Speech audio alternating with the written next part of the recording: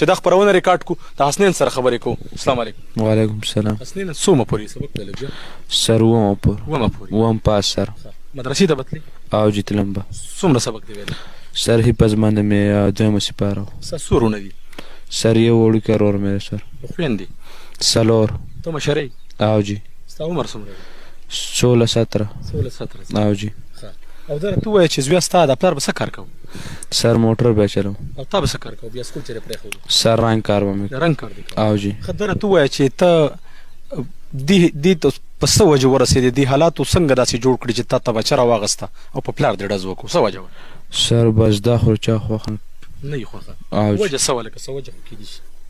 سر ظلمونه به راسه کول والي به. والي وې ورنښه به والي. او جی. نه ته څه غلطیانې به دې نه کولې؟ سر ما به هېڅ څه غلطي نه ټیک ټاک میک ټاک چا وایي چې ټیک ټاک باندې ته قر شوی او ټیک ټاک کار شوی. ته وایې دې نه وړاندې موږ دا خبره مو اورېدلې وه چې ته په کمه سهار باندې ستا د پلار سره دا واقع راتلله نو د دې نه مخکې ته پلار وهلی وي او جی. کور نه بار تللی وي؟ کور نه بار نه وم وتلی ما ورته ویم چکر لازم والی وم.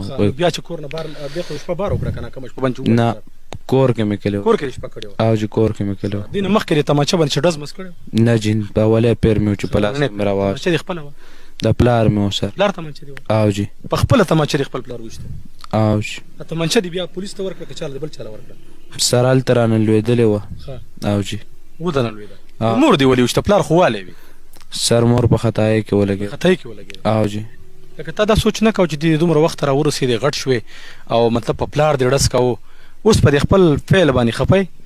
او جی وایي نه څومره پې ستومانې؟ سر ډېر. څه کول پکار دي ستا سره؟ ته څه وایې چې څه وشي؟ څه سزا ده له پکار؟ ځان له په خپله خوښه که ځان سر څه چې دغه وي جو د څه شي سزا لکه؟ سر څنګه چې د دوی خوښه عقل د دوی خوښه نه ستا څنګه خوښه زه ورته وایم چې هغه شان سزا بیا به تاله مونږ خبره وکړو چې تا له هغه شان سزا درکړي. سر زه به څه ووایم سړی چې مړی وکړي هغه له خو سزا حکومت ورکوي په هغه لیول خو چې پلار مړ کړي هغه له به سړی څه سزا ورکړي؟ ته څه وایې څه ورکړي؟ سر اوس څه به ووایو سر واپس چې دې راپرېږدي رازاد شي ها جي بیا به څنګه ژوند تېرې؟ سر بس ژوند به څنګه ژوند به تېرې؟ سر خپل بیا به ټیک ټاک کې یو چکرې به وې؟ نه جي. که د مور خیال به ساتې؟ سر د مور خیال به ساتو. د مور خیال به ساتې؟ او جي.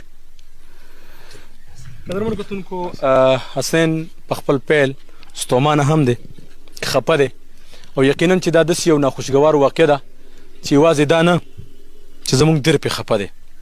که زه په دې ټایم کې د دې ذکر ونه کړم ریحان زیب خان چې دا د باجوړ یوت جرګې چیرمین دی او یو سیاسي سماجي شخصیت دی د هغه څخه به هم یو څو خبرې کوم.